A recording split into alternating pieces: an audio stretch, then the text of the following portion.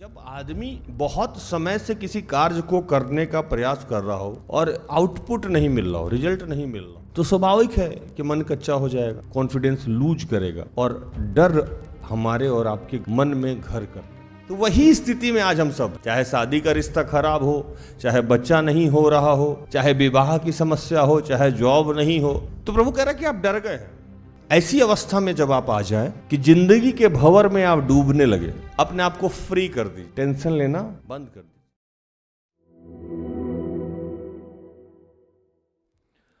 आज जो वचन मिला हम लोगों को, वो व्यवस्था विवरण, जिसको विधि विवरण भी कहते हैं, और भजन संहिता, जिसको स्तोत्र ग्रंथ भी कहते हैं। 31 का 6 से 8। तू ही आओ बांध और दृढ़ हो, उनसे ना डर और ना भयभीत हो, क्योंकि तेरे संग चलने वाला तेरा परमेश्वर यहोवा, वह तुझको धोखा ना देगा और ना छोड़ेगा। तब मूसा ने यहोवा को बुलाकर सब इस्राएलियों के सम्मुख कहा, तू ही वाव बांध और दृढ़ हो जा, क्योंकि इन लोगों के संग उस देश में जिससे यहोवा ने इनके पूर्वजों से शपथ खाकर देने को कहा था, तू जाएगा, तू इनको उसका अधिकारी कर देगा, और तेरे आगे चलने वाला यहोवा तेरे संग रहेगा, वह ना तो तुझको धोखा देगा ना तेरा संग छोड़ेगा। इसलिए मत डर, तेरा मन कच्चा ना हो। यहोवा अपनी सब गति में धर्मी और अपने सब कामों में करुणा में है। ये वचन जहाँ से लिया गया है, जिस भाग से लिया गया है, जिस स्थिति से लिया गया है, वो स्थिति लगभग आज हम सबकी है। स्थिति क्या है कि हम लोग डरे हुए हैं, हमारा मन कच्चा है। कच्चा मतलब कि हो पाएगा, नहीं हो पाएगा, कैसे होगा, कहाँ से होगा, किस तरह से होगा, इसको कहते हैं मन कच्चा होना। कच्चा होना मतलब कि कॉन्फिडेंस लूज करना। तो जब आदमी बहुत समय से किसी कार्य को करने का प्रयास कर रहा हो और आउटपुट नहीं मिल रहा हो, रिजल्ट नहीं मिल रहा, तो स्वाभाविक है कि मन कच्चा हो जाएगा, कॉन्फिडेंस लूज करेगा और डर हमारे और आपके घर में, मन में घर करता है।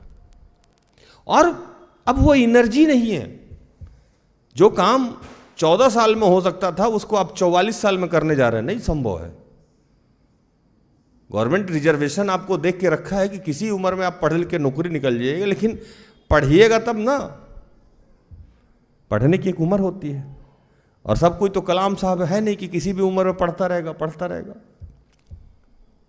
एक्स्ट्रा ऑर्डिनरी तो है नहीं हम लोग एवरेज लोग हैं। और एवरेज लोगों को लाइफ में क्या चाहिए होता है? एवरेज लोगों को लाइफ में चाहिए होता है, भैया 20 से 21 साल 22 साल तक पढ़ाई किए, एक छोटा सा कहीं नौकरी हो जाता, एक सुंदर सुशील टिकाऊ टाइप की पत्नी मिल जाए 26, 27, 28 साल तक, 30, 31, 32 साल तक 2 बच्चा हो जाए, एक लड़का एक लड़की, छोटा सा कहीं कॉटेज का घर हो, हम शाम में आए सब्जी लेके, हम सब्जी बनाएं, तुम सब्जी रोटी बेलो, दोनों गुनगुनाते हुए गाना गाते हुए बच्चे का होमवर्क कराएं, पढ़ के सो जाए।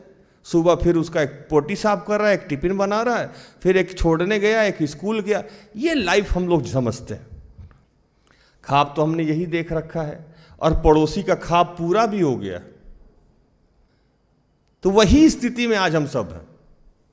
चाहे शादी का रिश्ता खराब हो, चाहे बच्चा नहीं हो रहा हो, चाहे विवाह की समस्या हो, चाहे जॉब नहीं हो, तो प्रभु कह रहा है कि आप डर गए हैं, और अब आपका कॉन्फिडेंस भी लूज होने लगा, मतलब मन कच्चा हो रहा है।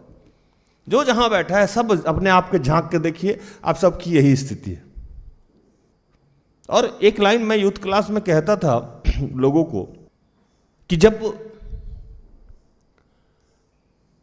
ऐसी अवस्था में जब आप आ जाए कि जिंदगी के भंवर में आप डूबने लगे, तो समुद्र की एक प्रवृत्ति होती है कि समुद्र में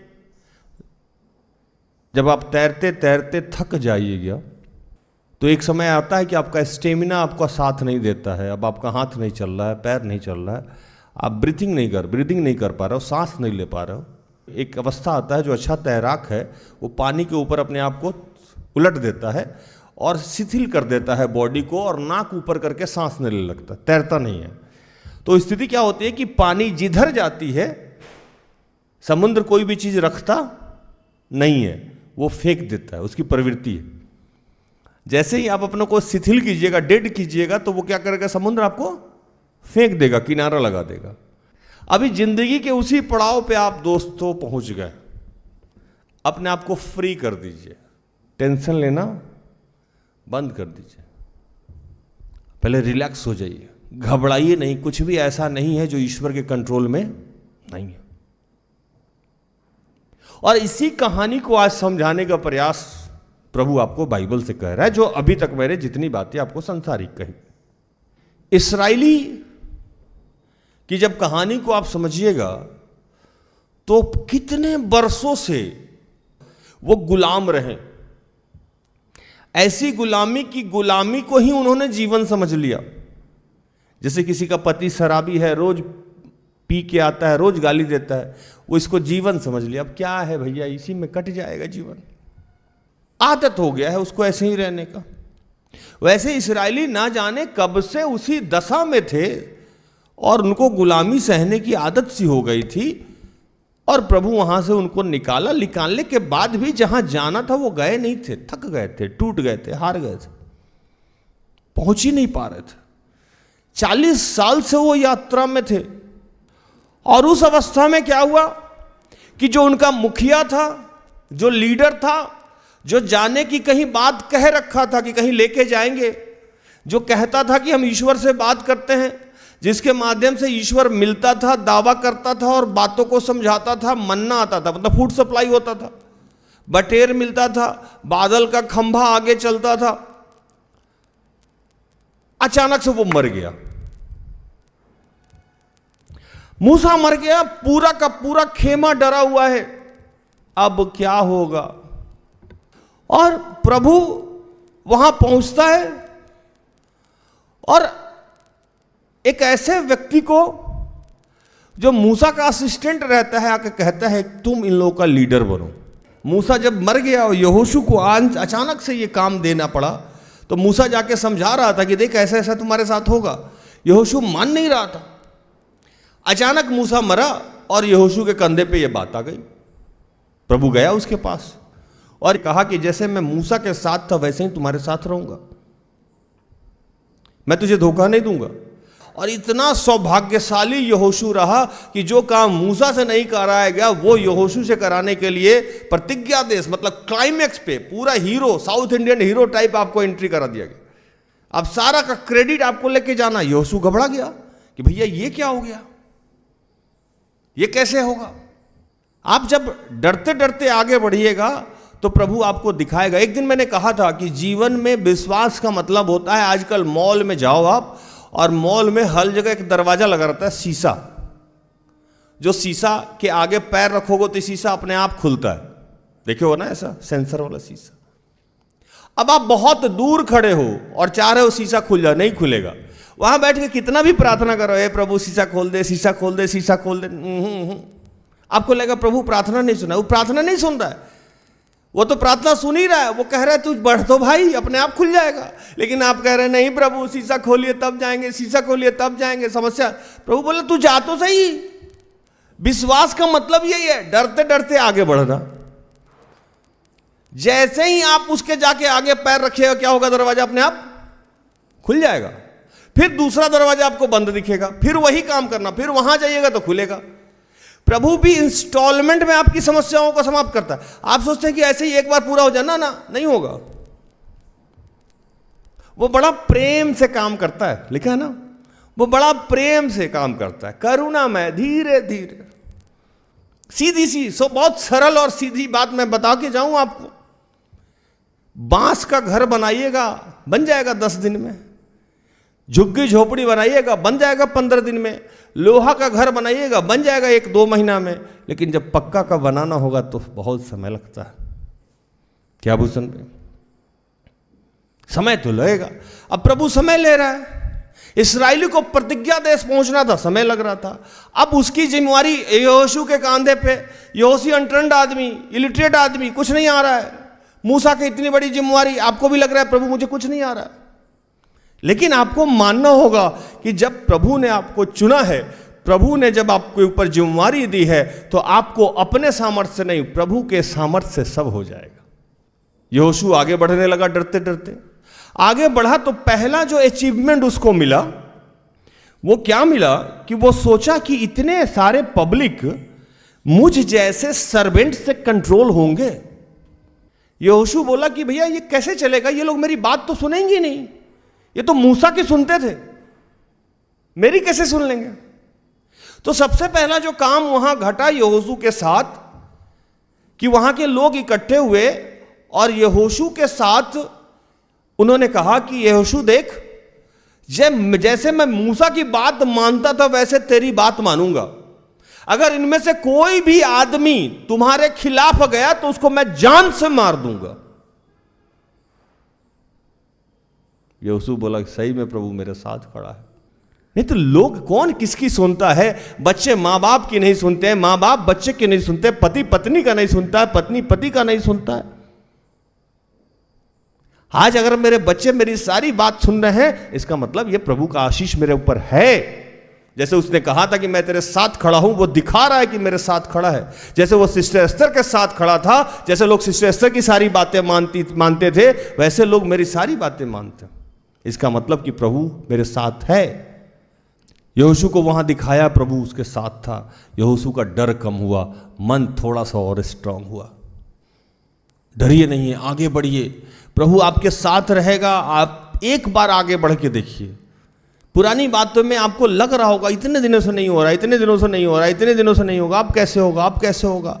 मैं वही राज था जो 14 में जब यहां जुड़ा था तो मैं टूटा हुआ, हारा हुआ, थका हुआ, बिजनेस बंद, पुलिस केस, वारंट, कुछ लोग जेल में। मैं अपने जीवन से लड़ लड़ के थक के मन कच्चा हुआ, डरा हुआ यहां पहुंचा था। और आते ही प्रभु कहा कि इन लोगों का चरवाहा बन जा। अनजान लोग, अनजान देश, अनजान शहर, अनजान भाषा, अनजान खाना। प्रभु कैसे होगा? प्रभु कहा ना, डर मत, तेरा मन कच्चा नहीं हो। जैसे मैं एस्तर के साथ खड़ा हूं, तुम्हारे भी साथ खड़ा रहूं, आगे बढ़ो। आज आपकी भी यही स्थिति है, हार लग रहा है, मन कच्चा, डर है, आगे बढ़िए। आपको प्रभु कुछ ही दिनों में दिखा देगा कि मैं हूं। आप आगे ही नहीं बढ़ रहे हैं, आप जा ही नहीं रहे हैं। जैसे एक साइकोलॉजिकल एक मैं बात बताऊं, पहले मुझे डर लगता था, अभी भी लगता है कभी कभी, डर मतलब भूत से। तो जब मुझे लगता था कि यह भूत है या वहां कोई शैतानी शक्ति है, तो पहले तो खूब देर डरता था, आंख बंद, ये बंद, वो बंद।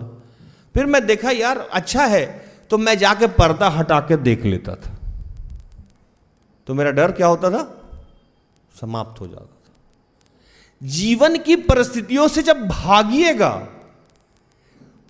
तो भय समाप्त नहीं होगा, परिस्थितियां बदलेगी नहीं, परिस्थितियों से लड़ जाइए।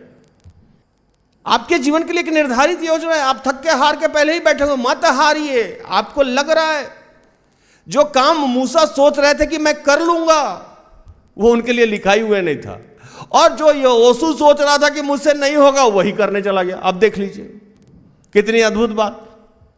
मूसा कभी सपने में भी नहीं सोचे होंगे कि मैं प्रतिज्ञा देश नहीं जाऊंगा जिनको 10 कमांडमेंट मिला था, जिनके ऊपर पूरी बाइबल लिखी गई है, पुरानी नियम, जिनसे ईश्वर सीधे तौर पे बात कर रहा था। उनको भी ईश्वर ने कहा कि नहीं मूसा, बस अब यहां से आगे तू नहीं जाएगा।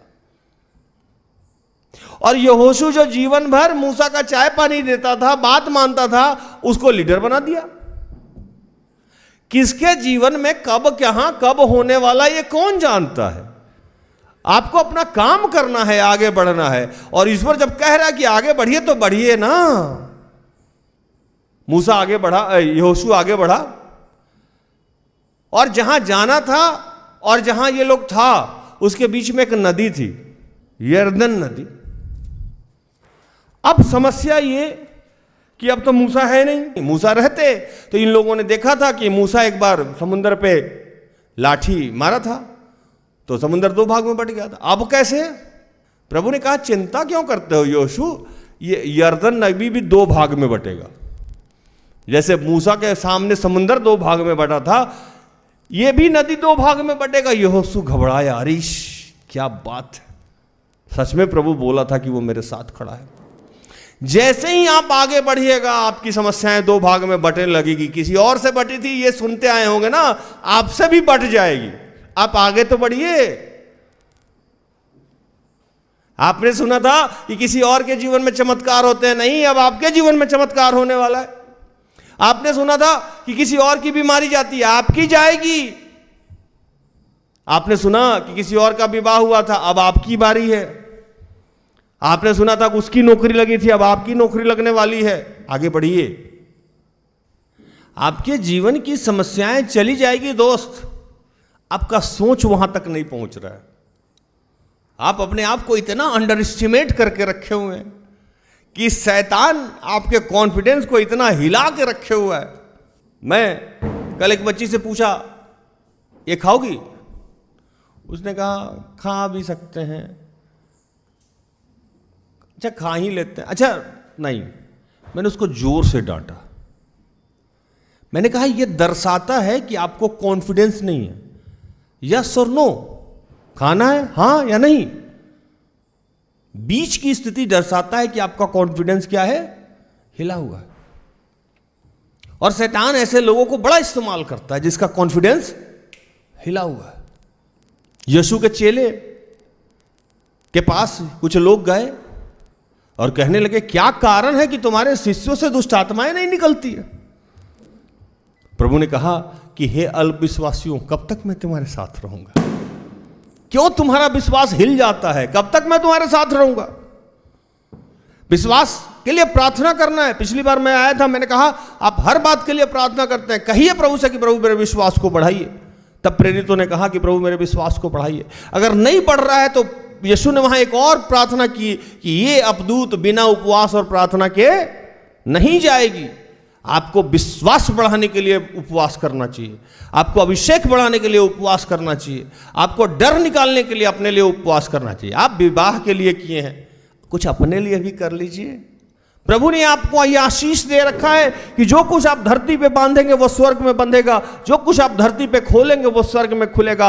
आपके द्वारा आपके सारे श्राप आपके प्रार्थना के द्वारा बंध जाएंगे। आपके सारे बंद मार्ग आपके प्रार्थना के द्वारा खुल जाएंगे।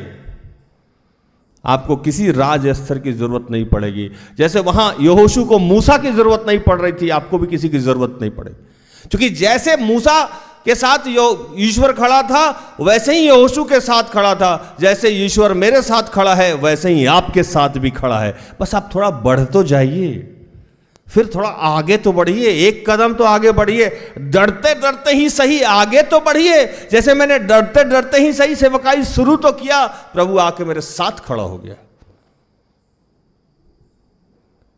ये आपका डर है, आप ही को आगे बढ़ना होगा। आपके बदले में मैं नहीं जा सकता हूं। भोजन मैं बना सकता हूं, खाना आप ही को होगा, पचाना आप ही को होगा। भोजन मैं परोस सकता हूं, जैसे वचन भोजन है, रोटी है, ये मैं आपको दे सकता हूं, लेकिन खा के पचाना आप ही को होगा। आपके बदले में मैं नहीं पचा सकता हूं। तो प्रभु कह रहा है कि अगर आप आज आपका मन कच्चा है, डरे हुए हैं, लेकिन ईश्वर आपके साथ है। और प्रभु के काम करने का यही तरीका है, प्यार से, धीरे धीरे, करुणा से, दया से। वो लिखता है कि वो विलंब से क्रोध करने वाला परमेश्वर है। वो गुस्सा भी बड़ा देर से करता है, बहुत थक के हार के अंत में करता है। ऐसे ही किसी पर वो नहीं भड़क जाता है जो आपको लगता है दंड मिला दंड मिला दंड मिला। नहीं भाई, प्रभु की इतना फुर्सत थोड़ी है कि हर बात में आपको दंडित करे। वो आपको बनाया है, आपको रचा है, अपने स्वरूप में आपको बनाया है। आपके लिए यीशु को पृथ्वी पे भेज के मार दिया, क्यों आपको दंडित करता रहा? तो कुछ सेवक लोग हर बार बार आपको समझाते रहते हैं, डराते रहते हैं दुकानदारी चलाने के लिए। ऐसे थोड़े कि प्रभु अपने बच्चों को रोज मारना चाहता है, बीमारी में कूटना चाहता है। लेकिन वो काम अपने हिसाब से करता है, अपने तरीका से करता है। समस्या क्या है कि आपको हर काम अपने तरीका से चाहिए, आपका वो ऑर्डर एक्सेप्ट नहीं करेगा।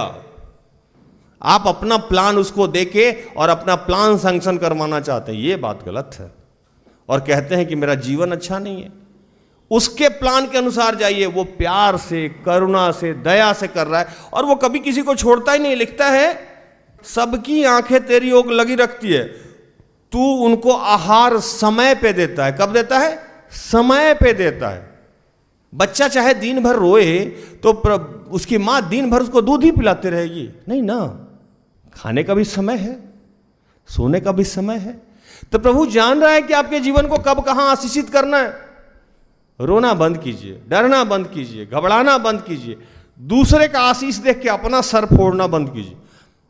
उसका समय आ गया, आपका नहीं आया। एलिया का एक समय था, एलीशा का एक समय था, मूसा का एक समय था तो यहोशू का एक समय था, एक समय पौलुस का था तो एक समय साउल का था। वो समय पे ही काम होगा, उससे पहले नहीं होगा। मेरा मन था बिजनेस हो, व्यापार हो, फैक्ट्री हो, विधायक हो, मंत्री हो, नहीं हुआ। मेरे मन का नहीं हुआ, ईश्वर के मन का हुआ। ईश्वर का मन था कि पहले मैं सेवकाई करूं, तो मैं सेवकाई कर रहा हूं। अब इस सेवकाई में कुछ भी बुरा, कोई भी ऐसा प्रॉब्लम आता भी है तो प्रभु हटा देता है, क्योंकि ये प्रभु के प्लान को मैंने एक्सेप्ट कर लिया। मिला कब ये हमको? अपने उम्र के 31वें, 32वें, 30 साल की उम्र में ये आया। 30 साल में गिरता रहा, उठता रहा, पढ़ता रहा। 30 साल के बाद मुझे समझ में आया कि प्रभु ये चाहता है मेरे जीवन से। मैंने डरते हुए, मन कच्चा करते हुए यही करके देखते हैं। आज आपकी भी वही स्थिति है। डरिए नहीं, आगे बढ़िए। प्रभु आपकी सारी स्थितियों को बदल देगा और वो आपके भी साथ खड़ा रहेगा। काम करने का उसका यही तरीका है, उसके तरीके को समझिए, वो आपको कभी भी अनाथ नहीं छोड़ेगा। प्रभु इन सारे वचनों से आप सबको और मुझे भी आशीषित करे। आमीन।